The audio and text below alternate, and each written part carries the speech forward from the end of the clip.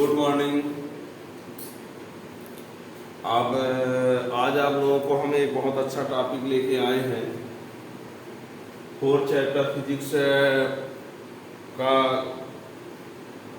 Ampere circuital law बहुत important है। सभी board exam, state board, CBSE board, है ना, इन सब के लिए जरूरी क्वेश्चन है ना, इम्पॉर्टेंट है। State and prove ampere circuital law. Ampere circuital law क्या होता है, उसको प्रूव भी करना है। ये बोर्ड एग्जाम में क्वेश्चन पूछ भी दिया जाता है, ठीक है ना। Ampere circuital law,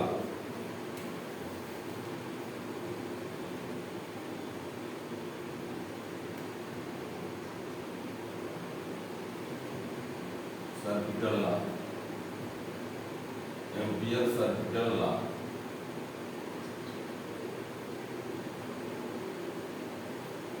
ampere circuital law, ampere circuital law, ampere circuital law, ठीक है ना। देखिए एम्पियर सर्किटल लॉ क्या कहता है, उसका स्टेटमेंट सुनो पहले। इसके लिए आप लोग कुछ पहले बातें बता दी। स्टेटमेंट बोलने के लिए, स्टेटमेंट को समझने के लिए, स्टेटमेंट आप तैयार हो जाए इसके लिए, है ना। तो बी क्या होता है, मैग्नेटिक फील्ड इंटेंसिटी होता है। बी क्या है, मैग्नेटिक फील्ड इंटेंसिटी। डीएल अलग से क्या होता है, लेंथ से है। डीएल क्या होता है, लेंथ। बी क्या है, मैग्नेटिक फील्ड इंटेंसिटी। डीएल क्या है, लेंथ है। लेकिन यदि इसको ऐसे बोल दिया जाए, इंटीग्रेशन ऑफ बी डीएल, इसको, तो इसको क्या पढ़ा जाता है अलग से। ये बी क्या है, मैग्नेटिक फील्ड इंटेंसिटी है, डीएल क्या है, लेंथ है। और यदि कहीं इस प्रकार लिखा है तो इसको क्या पढ़ते हैं, इसको पढ़ा जाता है line integral of magnetic field intensity. Line integral of magnetic field intensity पढ़ते हैं। Line integral of magnetic field intensity around close loop या एलॉन्ग क्लोज कर्व, कर्व भी बोल सकते हो, ठीक है ना। Line integral of magnetic field intensity along close curve. और ये जो वैल्यू होती है म्यू नॉट आई होती है, यानी line integral of magnetic field intensity along close loop या close curve equal to mu naught times of total current include with in that close या सरफेस, क्लोज या लूप, ठीक है ना। ये होता है line integral of magnetic field intensity along any close curve is equal to mu naught times of total current include with in that,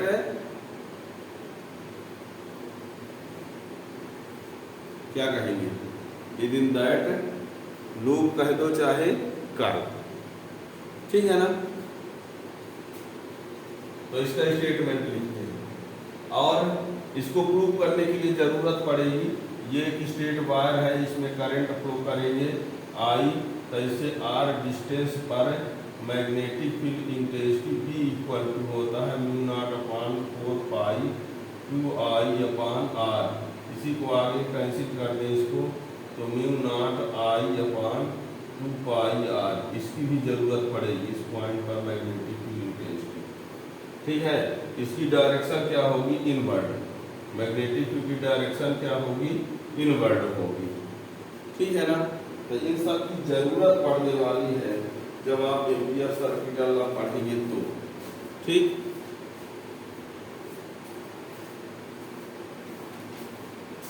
तो पहले हम इसका स्टेटमेंट लिखते हैं। देखिए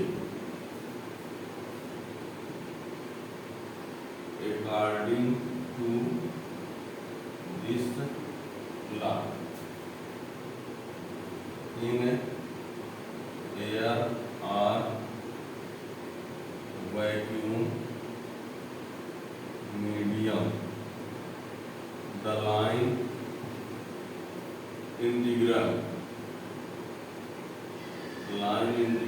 of magnetic field intensity along close closed curve बोल दो चाहे loop. According to this law, in air or vacuum medium, the line integral of magnetic field intensity along closed curve is equal to mu naught times of total current, mu naught times of total current in fluid within that curve. According to this law, in air or vacuum medium, the line integral of magnetic field intensity along closed curve is equal to mu naught times of total current in fluid within that curve या loop. That is integration of VdL equal to mu naught I. Here mu naught is the magnetic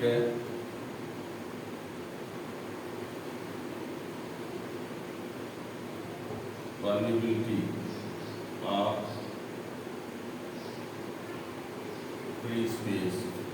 Mu naught is the magnetic permeability of free space. जी ठीक है, ये line integral close है, ये integral होता है DL, ये है integral DL की वजह से लाइन इंटीग्रल, और ये क्लोज लूप की वजह से ये लगाया गया है। ठीक है ना, ये लिख दिए। According to this law, the in air or vacuum medium, the line integral of magnetic field intensity along closed loop mu naught times of total current in fluid within that loop बन सकते हैं। जैसे मान लीजिए loop है और इसमें current I है, तो ये हो गया mu naught I, और यदि करंट मान लीजिए दो ठो है, I1 है और I2 है, तो यही mu naught I1 plus I2 भी लिखना पड़ेगा, है ना।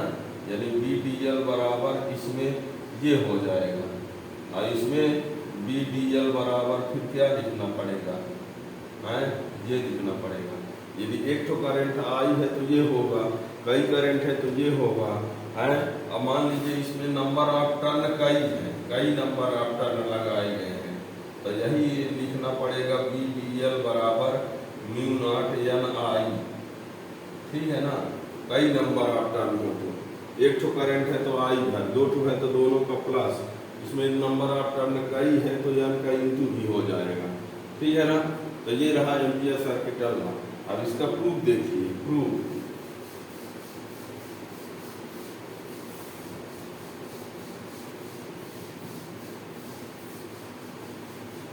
इसके प्रूफ के लिए प्रूफ यहां पर हम क्या करते हैं, ये एक वायर, ये मान कर चलो कि बोर्ड के आर पार है, बोर्ड के परपेंडिकुलर है, ऐसे है, ये बोर्ड के परपेंडिकुलर ऐसे आए हैं, ठीक है ना। इसमें बाहर तरफ करंट फ्लो हो रही है, इससे आर डिस्टेंस पर एक क्या है, ये पॉइंट है, ये समझ लो, ऐसे ऐसे है, पॉइंट यहाँ है, ये ऐसे ऐसे है, ये पॉइंट है। ठीक है ना, अब यहाँ पर हम क्या करते हैं, वो आर रेडियस और वो सेंटर का एक सर्कुलर पाथ बना देते हैं। क्या किया हमने, आर रेडियस और वो सेंटर का क्या बना दिया, एक सर्कुलर पाथ। ठीक है ना, ये क्या किया, let there be a conducting wire of infinite length, एक कंडक्टिंग वायर है जो इनफाइनाइट लेंथ का है, प्लेन ऑफ पेपर के परपेंडिकुलर उसे पास हो रहा है, करंट आउटवर्ड है, करंट क्या है, आउटवर्ड, उससे आर डिस्टेंस पर एक पॉइंट पी है, हम आर को रेडियस और ओ को सेंटर लेकर एक सर्कुलर पाथ बना दिए। इस पॉइंट पी पर, यदि इस पॉइंट पी पर बी की बात करें तो बी इक्वल टू होगा mu naught upon 4 pi 2 I upon R, इसी को mu naught I upon 2 pi R लिख सकते हैं। यहाँ पर बी की वैल्यू इतनी होगी, ठीक है ना। और यहाँ पर इसकी जो डायरेक्शन होगी वो इस प्रकार होगी। ध्यान दीजिए, हमने कहा कि ये कंडक्टर ऐसे है, कंडक्टर ऐसे है और ये ऐसे इस प्रकार बना है। तो इस पॉइंट पर देखिए ये करंट हो गया, ये क्या हो गया, करंट। इधर करंट बाहर तरफ है ना, ये करंट इधर पॉइंट, तो मैग्नेटिक फील्ड ऐसे होगा, ये रहा। हमने कहा ये कंडक्टर ऐसे है, इसमें करंट बाहर है और ये ऐसे लूप है, ये क्या है, लूप है। तो ये पॉइंट इधर पड़ रहा है, तो थंब किसको बता रहा है, करंट को, फिंगर पॉइंट को। तो ये मैग्नेटिक फील्ड ऐसे होगा, ये रहा। और इसमें एक एलिमेंट ले लेते हैं डीएल। क्या ले लेते हैं, डीएल। बताना डीएल और बी के बीच एंगल कितना होगा, है यहाँ डीएल और बी के बीच का जो एंगल होगा वो कितना होगा, 0 होगा। डीएल और बी के बीच एंगल कितना आएगा, 0 होगा, क्योंकि डीएल और बी एक ही साइड में है। तो इन दोनों के बीच में जो एंगल बनेगा वो कितना बनेगा, 0, ठीक है ना। तो यहाँ पर देखिए, let there be a conducting wire of infinite length carrying current I outward and conductor is passing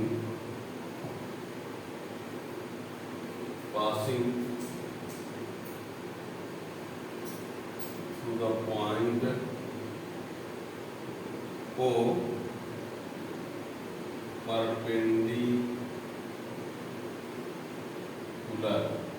perpendicular to the plane of paper।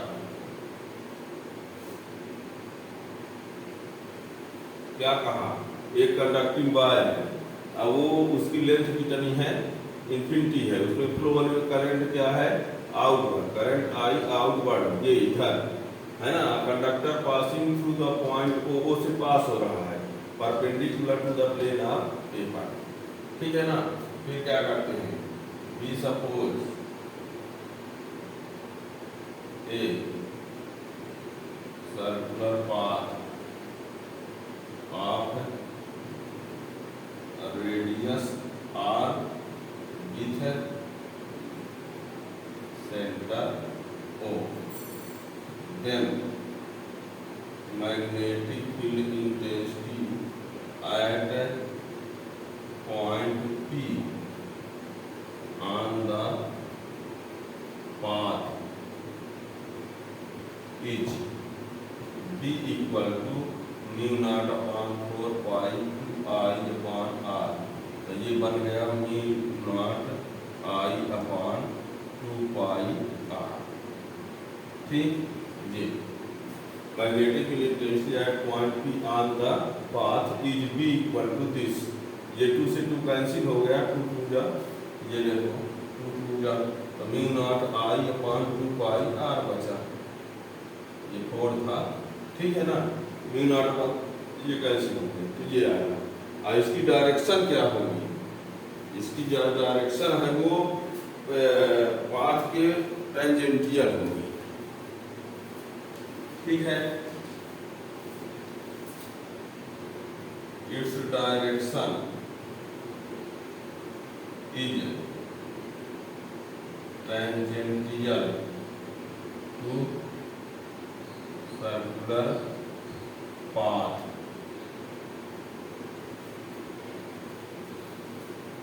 that is angle between B and DL।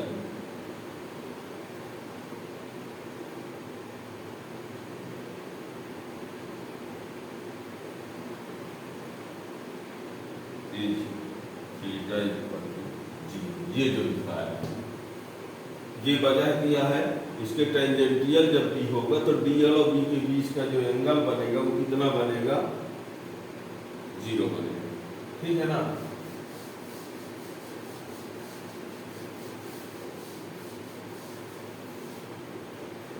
Now line integral of magnetic field intensity along fluid path which ये dl equal to ये b और ये dl cos theta.